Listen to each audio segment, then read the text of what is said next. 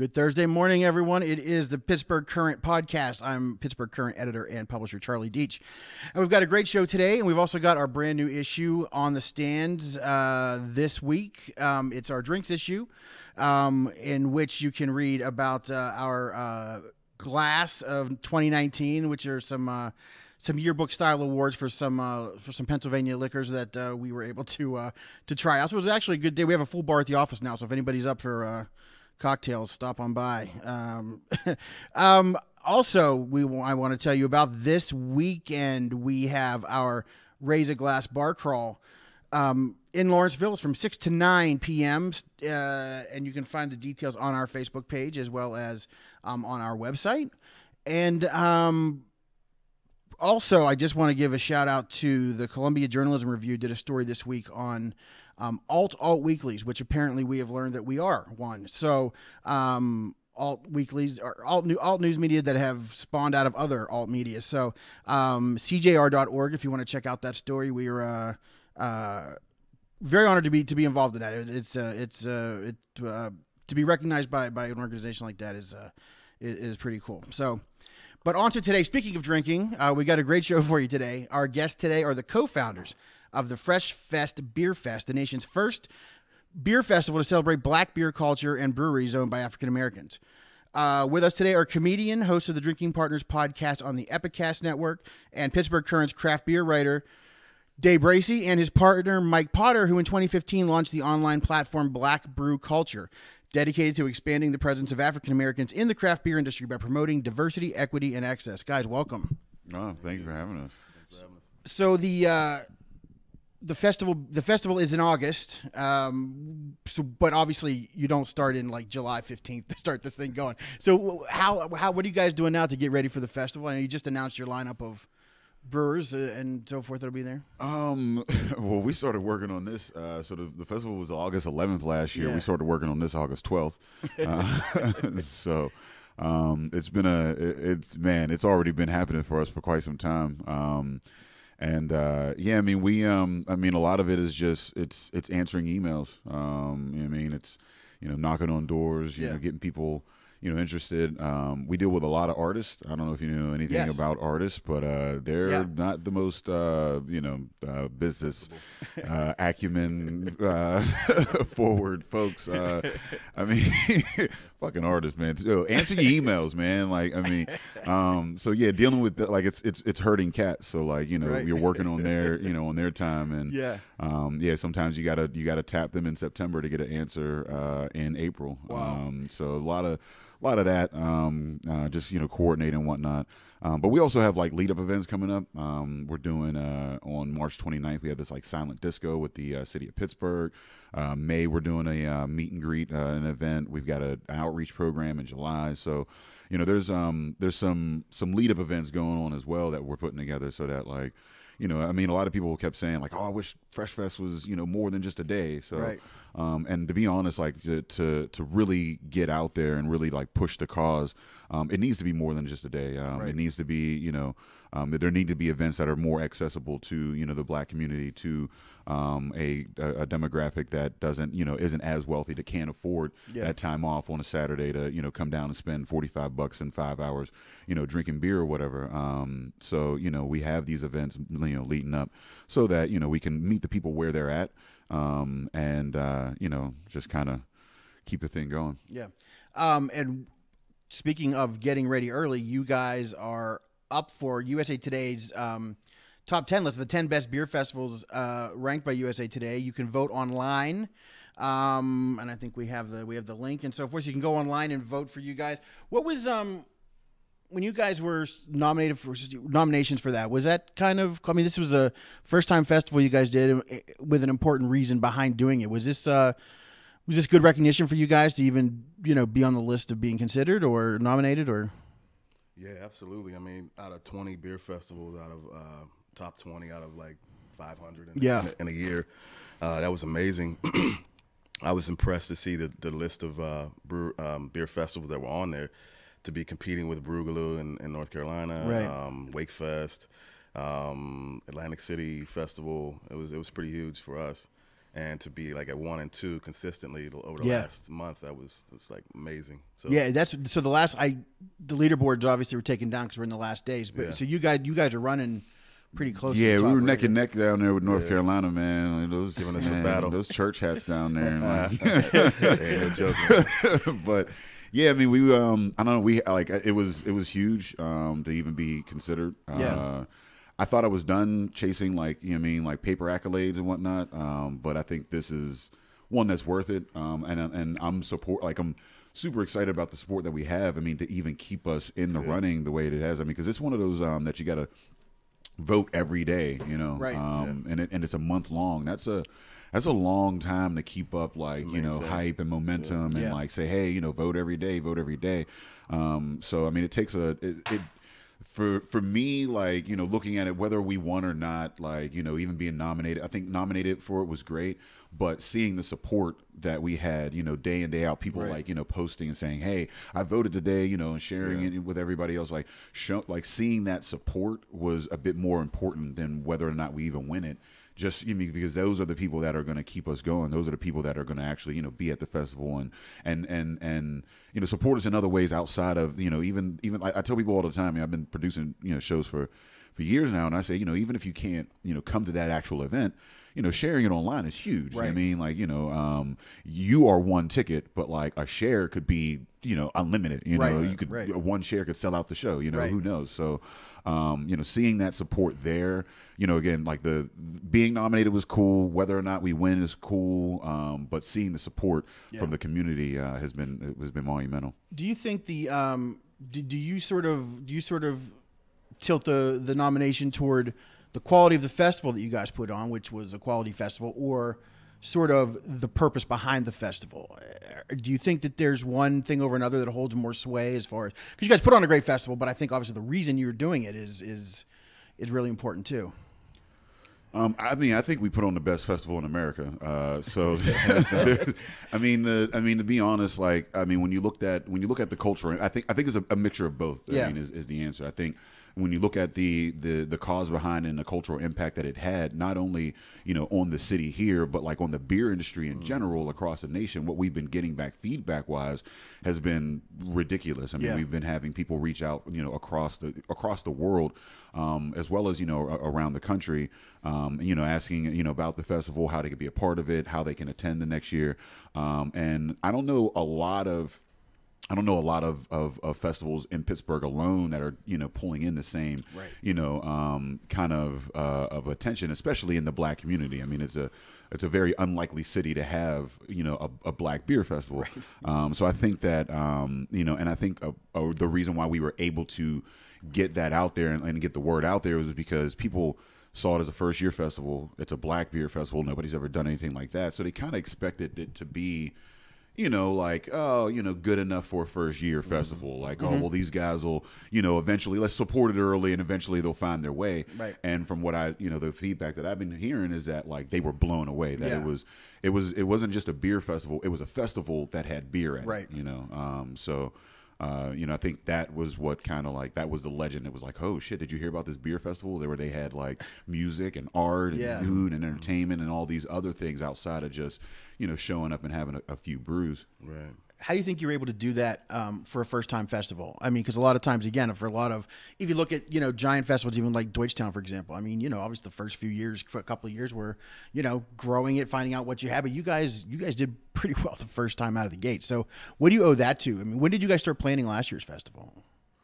We started that in, was it February? Yeah, around like February. Started planning in February of 2018, and we got a pretty nice reach in the beer community in Pittsburgh. So as soon as we introduced the idea to our friends and connections in the industry, they were supportive. So that was probably the biggest help. Everyone jumped on board like right away.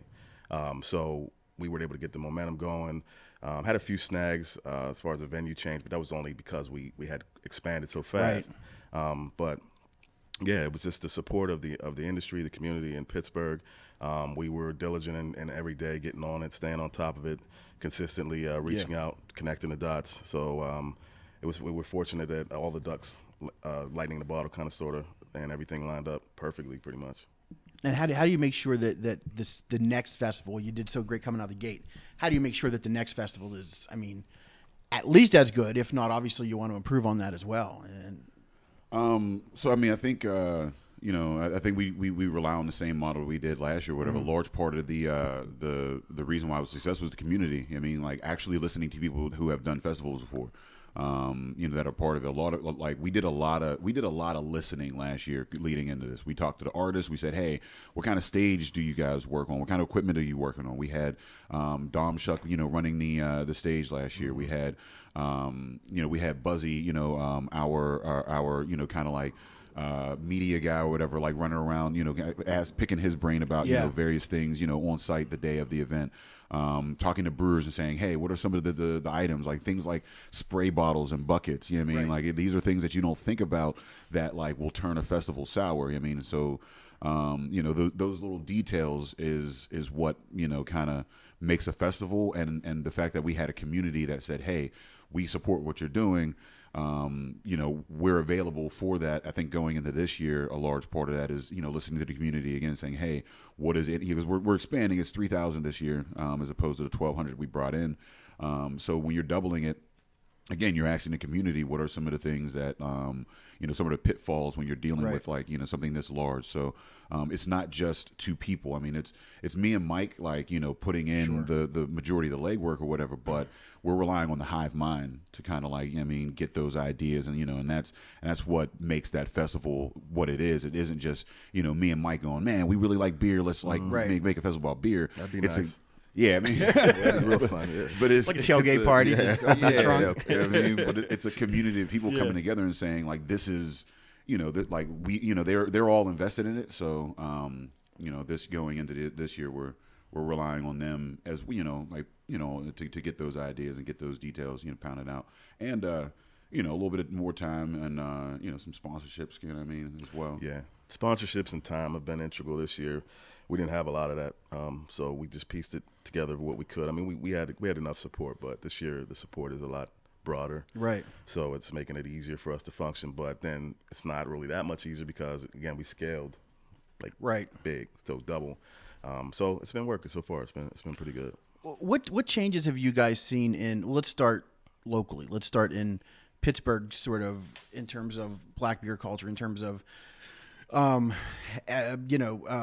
breweries and so forth. Have you guys seen a change since last year? Since you brought, and even I mean, as long as you guys have been sort of advocating for this, how much of a change have you seen in bringing more African American folks to the to craft beers? I've seen quite a bit of change personally. It's not so much in actual physical locations, although some of those are in the works at the moment. Yeah. It's just that conversation is now getting started, and a lot of people that have been into beer, more drinkers and brewers, home brewers, they're all connected now. There's a network, there's a community that's even connected with the regular community that was here already. So I've seen a lot of new faces and new voices, and I know these physical locations, the ideas for these breweries are starting to pop up. So we could see something like that as early as next year, which I had no idea. I thought it was only him and I. Actually, before I even met Dave, I thought it was just me. And then I met him there, and I'm like, okay, there's two. And then, we got six. And so that's what I'm seeing. Are these converts, or are these folks that that also were kind of in the same boat as you guys? You didn't, just they didn't know anybody else was out there, in the city of Pittsburgh area. Yeah. So yeah, I mean, I think it's a little bit of both. I mean, it's crazy because I mean, when you go to breweries now and when you go to these festivals or whatever, it doesn't look like there's a whole lot of change. You know what I mean? Like we still walk into some of these events, we're like, still got work to do. You know what I mean? Yeah, that's true. But I've seen a lot more, and that's the beauty of the internet and social media. I'm seeing a lot more like online. You know what I mean? I've seen groups pop up in the last since the Fresh Fest. I've joined like two like groups that popped up like black folks in beer. You know what I mean?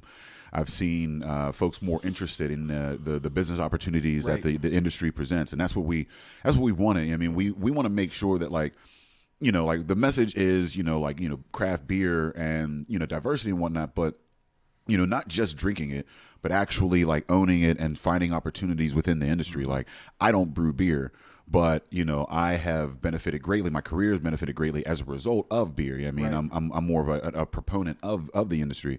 There's people that are sales reps. There's folks that manufacture bottles, or there's steel industry. Right. There's so many different industries that surround this, that surround the brewer himself. And we're seeing, a lot of folks that are, maybe into, marketing, that like they see opportunity there, that are into graphic design, that, want to be involved. I mean, like, so there's that interest that like people are just even saying to themselves, oh, I didn't even see this as a lane in what I'm already doing. I mean, I'm a comedian that now am throwing a beer festival. You see what I'm saying? Like, so there's, you could be whatever it is that you're doing, and beer can be an advocate for you in that. And I'm seeing people start to see that and understand it, and like, and their faces light up and go, oh wait, how can we be involved in Fresh Fest? How can we, make this beer industry, how can I get into this? So that's the kind of change that we're seeing. And hopefully, with that, like I said, there's even been people I've met with, at least 4 or 5 people in the last year, that have been like, hey, how can I invest in a black owned brewery in this area? I mean, like, so even that thought, like, and these aren't black folks. These are, folks that are just like, wow, that sounds like a great idea. I'd like to advocate, be an ally in the community in that way. So those conversations are happening. They're happening. I mean, is what's happening. And it's nice to see that, I mean? So, hopefully we'll actually start seeing more, physical change here. One of the best facets, I think, of the festival in terms of beer are the collaborations between the artists who don't return emails and some local brewers. Anything you can talk about or announce at this point? Do you have any of those collaborations set yet? Or are you guys still working on those? Or so we have a huge one that's in the works, and I guess we can spill it live. We'll give it to you first. Appreciate it. So hip hop group Nappy Roots, coming out of Atlanta and Kentucky, the Kentucky-Atlanta based, are going to be performing, and they have been confirmed to participate as collaborators with Dancing Gnome. So to me, that's like a huge leap from last year, as far as the grand scale type of collaborator we're going to have, and then to be able to perform. And it just so happens that these guys have been brewing themselves for like 5-6 years, I think now. So that's amazing. Been doing some pretty popular collaborations across the South and Atlanta, and I'm super excited to have them. Dave's excited, and Andrew and Mike over at Dancing Gnomes are super pumped about it. So how did that come about? Or did they reach out because of the fest, or did you happen to hear that they brewed and were into craft beer? Or how did it? Yeah, it's a combination of both. We have a mutual friend in Atlanta, and Scales from Nappy Roots. I think we had tried to set something up, at least for them to be present at last year's fest. Yeah. And it didn't line up for their schedule, whatever. So we continued the conversation August 12th, the next day after. You know what I'm saying? We started working on that, and they were happy to get involved. They had more time to prepare for it.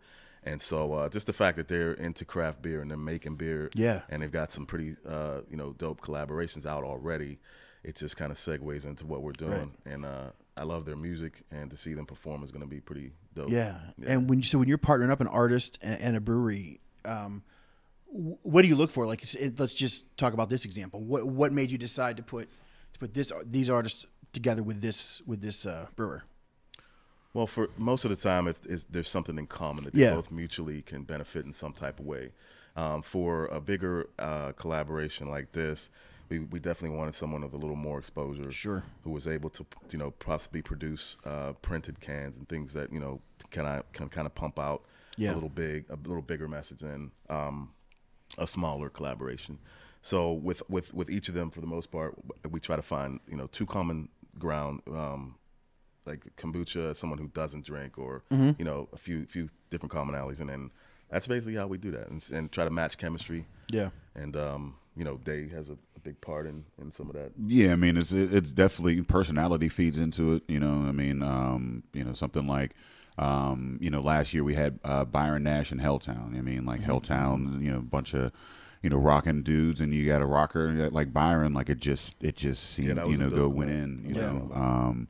And some of them are a bit, some of them last year was kind of weird, because we had people like hitting us up out of nowhere, like, hey, can we be a part of this festival? Like a month before the festival, and we're like, can you even make beer still? Right. 2 weeks before the festival. Yeah, 2 weeks before the festival, or whatever. And one of those was like burgers.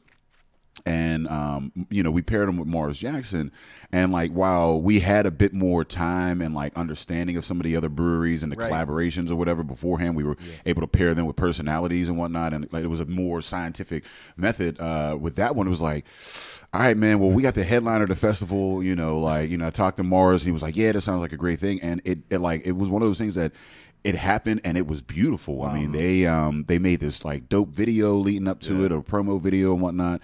Mars and Neil, they like hit off this like relationship, this like real friendship. You know what I mean? That they still stay in contact to this day and whatnot. They were at the festival, like that was one of the liveliest booths. I mean, I was running back and forth throughout the festival, but that was one of the liveliest booths. I mean, I don't know if you've ever met Mars, you know, but like he's a super, you know, like positive, you know, good vibe energy, you know, dude. And then Neil, like, you know, he's high energy as well. So like that was just a collaboration that like came together, you know, with, you know, not so much like, man, you know, these guys are gonna go great together, but like it was like, well, I mean, if you guys really want to work, and I think that's a testament to just the, you know, it's the professionalism. Everybody we put in these situations, these are professionals. They already have brands, you know, that are established. So when we put them in a room together, we, you know, we definitely, you know, want to try to like pair them together based on personalities and the other, but also we expect them to, you know, like just carry on what they've been doing. I mean, if you really care about your brand, then, you know, you want the best out of that collaboration. And it allows us to, you know, once the pairing situation is there, to kind of be like hands off, and allow that to be like a true, you know, like I don't know what's going to come out. Is it going to be a beer? Is it going to be a label? Is it going to be a food pairing? You know, like are they going to make some rap videos? Like who knows? But that's the beauty of it. I don't need any names necessarily, but are there any from last year, any collaborations that maybe didn't go as smoothly, or did you guys have pretty good success rate with the folks you put together? We were. I mean, it was a fairly, I mean, across the board good experience. There's always snafus. I mean, again, usually it's like reading emails, you know, those types of things. I mean, people communicate on so many different like platforms and ways. Like, I mean, I know on my phone, sometimes I'll have a conversation with somebody and then 2 weeks later, I'll forget where I had the conversation. So now I go to this mad dash of like checking my emails, checking my DMs, checking my Instagram, checking my text messages, like trying to figure out where I like, did I say this to this person in person? Yeah, I mean, so sometimes it's something as simple as like a miscommunication or whatever that happens where, and that's where we come in, where we go, okay, well, at least you know that you can come back to us and we will go back and like, we'll say, hey, tap somebody on the shoulder and say, hey, you know, da-da-da-da. So I think that was the majority of what, you know, the couple of instances of like, you know, like, you know, snafus were like just kind of a, hey, you know, just so you know, like, you know, so-and-so is waiting on this, you know, this return or whatever. And, you know, again, and brewers are artists themselves. So, I mean, it's a two-way street. Sometimes you get like brewers, some brewers are, you know, they're also the business and they're the front end and any other. Some brewers, they just want to go and create and, you know, you fuck off. Like, I mean, like, I'll be there. That's all they, I mean, like, tell me what the brew, I'll be there, you know, so. They come out and the sun is like, I think as the person who edits today's column, I have to say that I think you've probably mastered the returning emails efficiently, because I may send you like 2 paragraphs and I get back, yep, Wednesday or whatever, or yep, wed, period. And, you know, so I feel like, I don't know if you do that with everybody else, but you get back, but it's, you know, you're not wasting time with like a diatribe. Man, all the, like, I mean, I almost like, I'm past the whole like, hey, how's everything going? Hope the family's well. It's just like, let's get to it. Because every time I say, like, yeah, obviously he doesn't give a fuck how I feel, how I'm doing. That's great. Dan, one thing I wanted to ask you last time you were here, but I think we got off on racist cops and Donald Trump, which we can do as I'm ought to do. So do you feel like are you more known now for your comedy or for the stuff you do with craft beer, and is it what you expected? Man, I have no idea what people know me for these days, man. Like, it's every time I like meet somebody in person, I gotta like assess where they heard me from, what like they know me. I mean, like, did you listen to the podcast? Are you reading a column? Did you come to the festival? Yeah. Like I was in the news for battling racists? Like, Right. I mean, who knows where you heard me from? Simply at this saying, point. "Day, I want to work with you." You would have like, what the hell? On what? You're Like, right. I get, and I'm getting hit from Instagram, from Yeah. Twitter, from my page. You know what I mean? So like, I have no idea these days why people, want to work with me or where they heard me from. So it's, I don't know, and it's a weird place to be because I didn't plan any of this. I planned being a comedian. That was my thing. Right. I was like, I'm a funny individual. Everybody told me I was a funny individual, so that's what I'm gonna do. But building myself up or whatever, it was, you take opportunities as they come, and when I first I was like, I'm going to be the funniest comedian on the planet, and I'm a tour, and I'm going to do shows in Dubai, but that wasn't. Then I got like to a place where it was like, man, I got a family, and I had a day job, and it was like, man, like to do that, you got to be on the road, right. 5-6 days a week, and my I'm not built for that. My life isn't built for that. And then I saw a lot of opportunity here in Pittsburgh. So it was like, okay, well, how can I build up, Pittsburgh and build up, a brand in Pittsburgh? But then in building up those brands in Pittsburgh, one of the opportunities was drinking partners. And, so I got into that. And then there was the beer industry. So I got into that. And then a large part of, and I think for me, the tying theme through all of it is that I'm me. So wherever I'm at, I'm expressing myself and my views in that, whether it's on stage, whether it's in a festival, whether it's, on the podcast or whatever. And, like you said, I mean, as I'm ought to do, sometimes I go into these rants about, Donald Trump and, and racist police because I'm a human and that's who I am. And that's what and I see these problems in Pittsburgh, you know what I mean? And I talk about them on all my, all my forums. Yeah. I talk about it with Fresh Fest. I talk about it on stage. I talk about it in the column. I talk about it in Drinking Partners because that is the thing that and it started to become less of me trying to be a funny individual and trying to push a brand and trying to push a thing as opposed to, how can I be me and how can I push some of these things that I believe in, on these platforms that, that are given to me and how, and then how can I uplift other, individuals in that, with the comedy festival that I was directing for years, it was, it was like, hey, how can I put, and I told people, on that comedy festival, I was like, I'm putting on as few straight white men as possible on stage. You know what I mean? That was my goal. And it resonated a lot. And I think a large part of that is because diversity isn't a charity. It's not a crutch. It's a boon. It's an asset. You know what I mean? People want to hear different stories. People, industries are better. Comedy is better with diversity. Beer is better with diversity. Podcasting, everything, writing is better when you have different voices and whatnot. And I think people, I think people are starting to understand it. I'm in a fortunate place and surrounded by enough people that people are understanding that. People are, getting on board. And at this point, I have no idea what they know me from. But I mean, the fact that they know me is still it's a humbling experience. And I like that for me, it's an opportunity to listen and say, hey, well, how did you hear about me? And, how can I introduce you to some of the other things? It's amazing.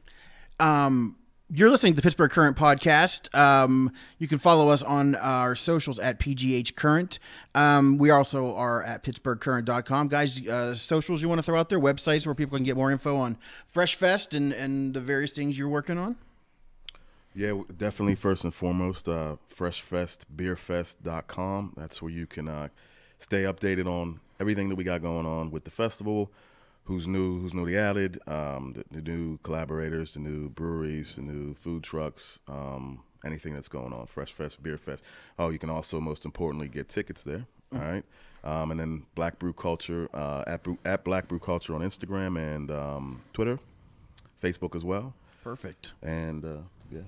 You can find me on Day Bracey on the Twitters and Instagram. Daydrunk412 since I'm I'm banned for life from Twitter. And Drinking Partners, you can find us at Partners Pod everywhere. Yeah, that's kind of that's my Where's Waldo is how do I find Day on Twitter? It's always at the new name every 10 minutes. It somehow pops up though. Yeah, exactly. I get this new follow. There he is. Okay, good, cool. The guy looks familiar, but I don't know that name. But they're all tied together though. You always can recognize some word or some letter that ties them to the last. So one thing I wanted to, and we'll wrap up talking about back to the beer festival, but I wanted to, with you here, I want to talk to you a little bit about, and Mike too, the Antwon Rose trial going on. And I know that's something, when you were here last time, we were talking about, I think it had not happened too long before that. What do you think as this is now the trials in the third day? Are you holding out much hope that there be a conviction in this case, or what do you? I mean, yeah. I mean, if without that, then you just got to burn everything down. Yeah. I mean, honestly, hope is the only thing that keeps a lot of black people from completely revolting. So I mean, yeah. I mean,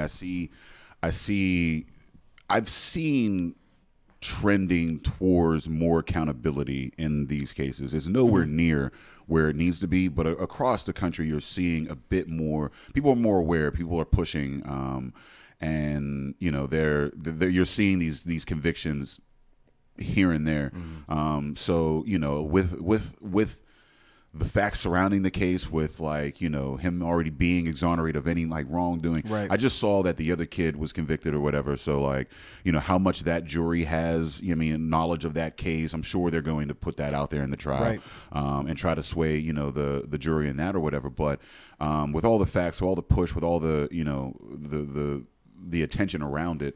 I don't know. I'm hopeful. Will it happen? Statistically speaking, no. I mean, that's just what it is. Yeah. It doesn't matter that that the kid was already cleared of any wrongdoing. The fact of the matter is that statistically, cops are not held accountable for their actions. At most, he's going to lose his job and get a job somewhere else. I mean, that's there's a few there's a few kid killers that are currently employed elsewhere in America, or they write book deals, or they do speaking tours and engagements, and they sell off the weapon that they killed the kid with. I mean, am I hopeful? Yes, but statistically speaking, it won't happen, and we need to be prepared as a community to deal with that when it doesn't. I mean, if he's not convicted, I will be on the streets. I mean, that's just that's the but I mean that's it. It's one of those things that we need to be prepared 24/7. Sure. When it happens, I'll be on the streets, but a large part of the everyday is what we're doing. A part of this festival, even calling attention to some of the ills that are in the society. It should be an everyday thing. I mean, not just waiting for this particular hearing, not waiting for that particular judgment, but every day being aware of these statistics, of these things going on in America, and doing due diligence in some way to try to make it so that this statistically, it is likely that he is going to go be convicted. And I've covered a couple of these, some locally and other parts of the country where I've worked, and I can. At first, I've never seen an Allegheny County jury or an Allegheny County judge, for that matter, convict an officer for murder, but also just for excessive force and things like that. And so, somebody actually said to me, well, this isn't an Allegheny County jury. And I said, no, it's a jury from central Pennsylvania, Harrisburg. I'm not, I'm still, that doesn't make me any more hopeful that, that the right thing is going to happen. So what do you foresee in the aftermath of this? I mean, if Rosefeld is not convicted, I mean, do you think it's going to be? Do you have an estimation or a thought about what could happen? We saw what happened after the shooting and before the charges were announced. I mean, things were shut down for days at a time. Yeah, we'll probably see that again. Yeah, I mean, it's so. I mean, we're just so much at a we're sick of this shit, to be honest. I mean, we're sick, and we're getting to the point where there was this comfort level that people were kept at, and this unawareness that people were kept at that we don't have anymore. I mean, the social media and the fact that we're constantly bombarded with this, it's a double it's a double-edged sword. We're in the sense that at times you become numb to it in a sense, or you need to shut down and kind of pull away from it, but also it allows us to connect more and to see that these aren't just one-off incidents, and these aren't just in our community, and seeing this repeat over and over again, where you have mounting evidence, and then they're let off, and the whole country, you're having experts weigh in all around, yo, da da da da da, on all ex-cops and judges and lawyers, and say looking at this case, man, that looks like that, and then the cop walk free. I Yeah. mean, it's we're no longer comfortable. We're not like we're one at a tipping point, and two, like, you know, here in Pittsburgh, you know, especially, you know, again, you look at these figures, and when we say it again when we're talking about Fresh Fest, like the median income for white households is $57,000. It's $27,000 for Black Americans. Right. So, like, people are going, oh, where do you find the time to, like, you know, to protest?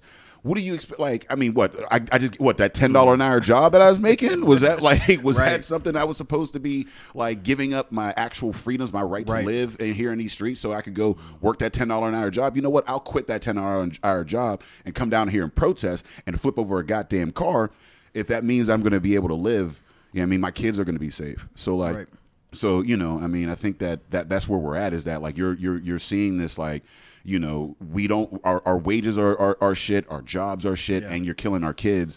What else do we have but, like, you know, protests at this point? I think the laws that govern police officer use of force in the state. I mean, I feel like it's already there's not much that they can't do and justify that they were acting within, you know, did they feel threatened, you know? I mean, there are side doors, back doors, or so many ways for cops to. You just have to feel threatened. It has nothing to do with were you actually in danger. It has the average individual is held much more accountable. Like if I pulled out a gun and shot a person and said I felt threatened, what does that mean? Shit. Doesn't mean a goddamn thing. There's so many other factors that need to go into that. I mean, like, and it's crazy to me that, like, the training that these officers had. I worked in social services for 10 years. The training that we needed to have to, like, restrain a kid, and it was always, you never restrain a kid, you know, by yourself. You have to have 2 to 3 people in a room at the same time.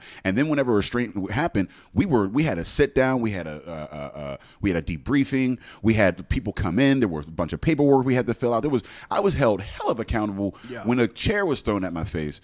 Like, these people are shooting kids in the back and being like, well, I felt threatened, and that's all that you need. And, like, statistically, like I said, I mean, you're looking at, like, something around like 1 to 3% of these cops that is corruption by numbers. I mean, like, by numbers, statistically, the average person that goes on trial for murder, you're looking at, like, higher percentages, somewhere like 12, 15 or something like that. You're looking at, 2-3%.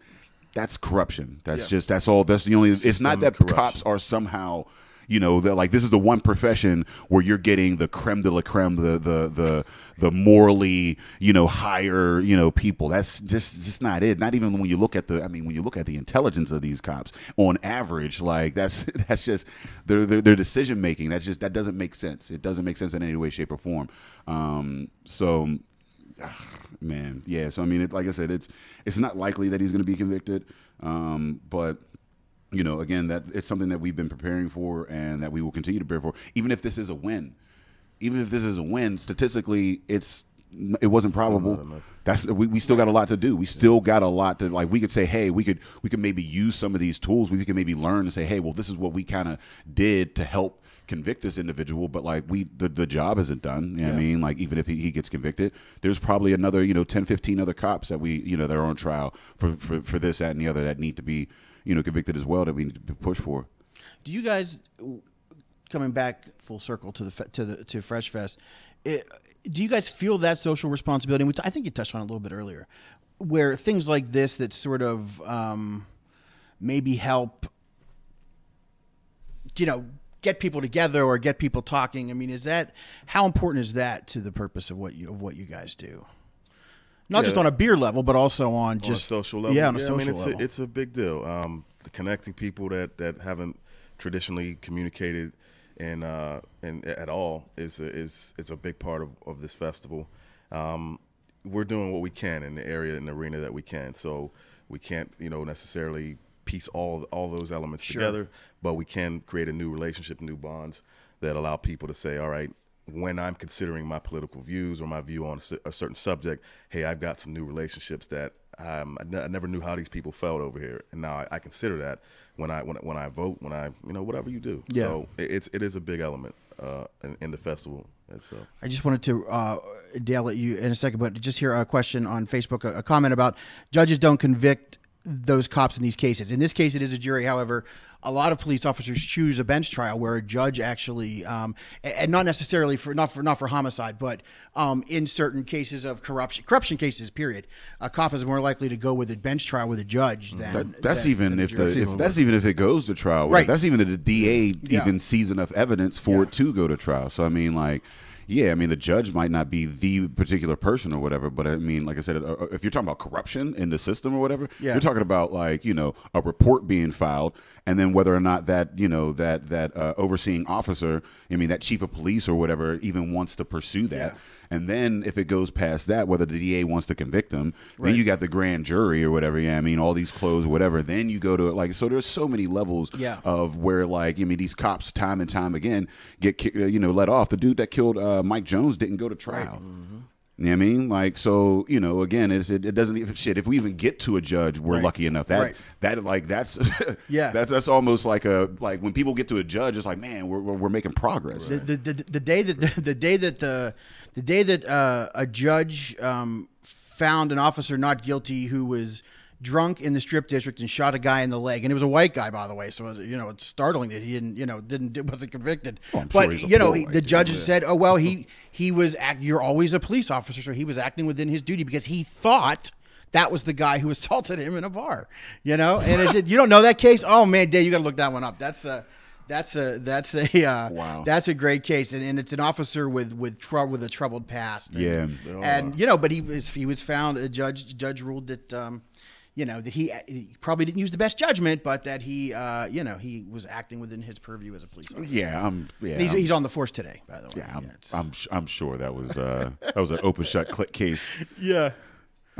Yeah, no, I mean it's terrible, and I mean with the festival or whatever, like, you know, like Mike was saying, like a lot of these, you know, with the collaboration or whatever, a lot of the feedback people, you know, we were getting like, oh my God, you guys, you know, you're racist, like, you know, why has it got to be about color, and like, you know, we get a lot of questions like, are white people allowed at this festival or whatever, and it's all evasive tactics when they ask those kind of questions. Yeah, it's just a matter of, you know, I just want to be in my comfort zone, so let me ask anything that'll deflect the actual, you know, energy that we're trying to project. Take some time, take some accountability. So, me personally, I try and shy away from those silly ass questions about is it for white people or black people? Right. You know, like Dave said, he made a great comment in one of the papers last year. There's Italian fests, German fests. There's you know, it's becoming normal to have all of that. As soon as you mention, you know, any type of ethnicity, black fest or people get up in arms, and again, that's just a way to deflect the comfort level of, hey, some people want to take accountability and recognize who they are, and you know, hold a festival or hold an event that centers around other cultures. Right. And like, you know, and like Mike was saying, like, you know, that those collaborative efforts, those are, you know, you're introducing, like my thing is, if you only got one, if you're your friend's only black friend, introduce that friend to more black friends. You know what I mean? Like, you know, and that's, you know, like Mike was saying, it was like, you know, the you know, when you have these political views or, you know, these conversations, a lot of people are in bubbles. You know what I mean? They're in their own sphere or whatever. So like when you introduce them to somebody with a differing, you know, views, then you start to have those conversations, and then, like, you know, people start voting differently. People start, you know what I mean, like, you know, you break a, you know, somebody, especially, you know, like, you know, when we're pairing, you know, these brewers with like these are all people that are influential in their own circles. Sure. You know what I mean, they're all doing things that, like, they had to kind of like break out of whatever mold that they were at, not follow the status quo, and just kind of like break out on and do a thing. So as a result, they're typically more influential in their communities. If you start pairing them, you know, with folks that have differing ideas or whatever, then you start to like see, I mean, you look at Pittsburgh, you look at America, it's wildly, you know what I mean, like, you know, it's segregated, and there's this huge divide. That is more deep now than it was years ago. Not to say that racism was any different years ago, but the awareness, you know what I mean, like the people are more on edge, is more on the, you know, and I mean, shit, I've had to end various relationships over the last few years as a result of the political, you know, climate. And while, like, you know, that awareness and, like, you know, that you also need that bonding. How are we going to move forward? How do you, you know, bring people together? And with this is a way to bring people together and say, hey, like, not on some like, all right, let's all kumbaya and like, you know, like everything is cool, but like, let's call attention to the ills in our in our community. Let's bring some allies in that are like, say, you know what, you're right. I'm in a position of authority, of power, of influence in my community. How can I use my position to help your cause? Right. And that's what a large part of Fresh Fest is. You have these 40 brewers that are in these communities. They're all white brewers. They all have influence in their communities. They all have, brick and mortar, businesses. They all have, voting power, whatever. They're lending their brand, their business, their years of effort to our cause as allies. So, in that, that's like with the festival, that's a part of that way, so that when we say those things like, our median income is much lower, our opportunities are shit, our schools are shit. I just saw NPR put out $23 billion goes more towards white schools than black schools. Yep. These are statistics. These are conversations that, we need to be having here in Pittsburgh. And, this festival and these collaborations are a way to start those conversations, not just in the black community. A lot of people say, oh, well, what about black on black crime? And what about this, that, and the other? As if people in the black community haven't already been talking about that. That's not like on the forethought of our mind. Right. We know the statistics in the hood better than any other demographic outside of us. When you say black on black crime, all you're saying is you don't know our efforts in the community. And this Fresh Fest is partly a way for you to come in and see some of those efforts in a way that's not as intimidating as showing up to a community meeting in Homewood.